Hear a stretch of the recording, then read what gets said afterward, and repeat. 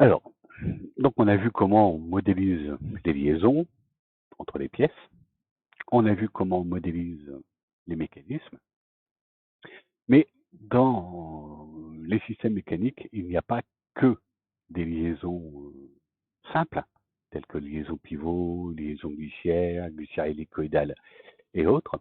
On a aussi ce qu'on appelle des éléments de transmission de puissance, tels que les engrenages, les systèmes polycourroies ou les systèmes ACAM, qui sont présentés sur les schémas ici.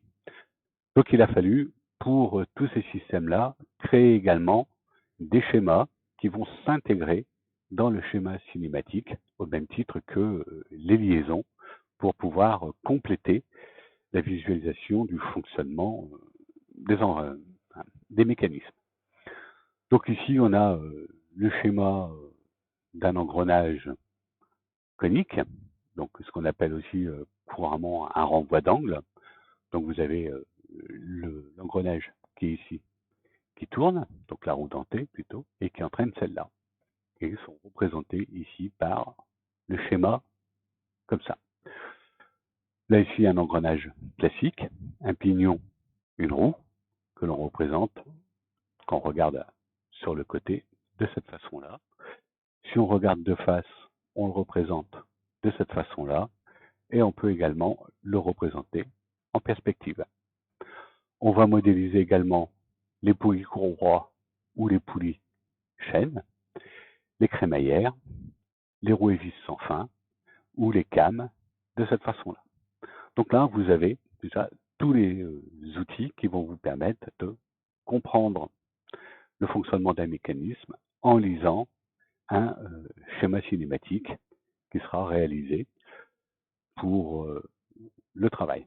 Alors, ce qu'il faut bien quand même noter, c'est que le schéma cinématique, on peut aussi l'utiliser de différentes façons.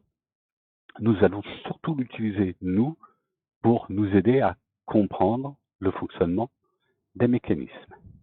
Mais on peut utiliser aussi le schéma cinématique dans la phase de conception d'un produit. Par exemple, en IT, vous faites avec M. Génaud un projet dans lequel il va y avoir plusieurs pièces, des pièces qui vont être en mouvement les unes par rapport aux autres. On peut très bien, avant de passer à la conception des pièces, même avant de passer à la conception de la maquette carton, faire un schéma cinématique dans lequel on va représenter les mouvements que l'on souhaite faire faire à notre mécanisme.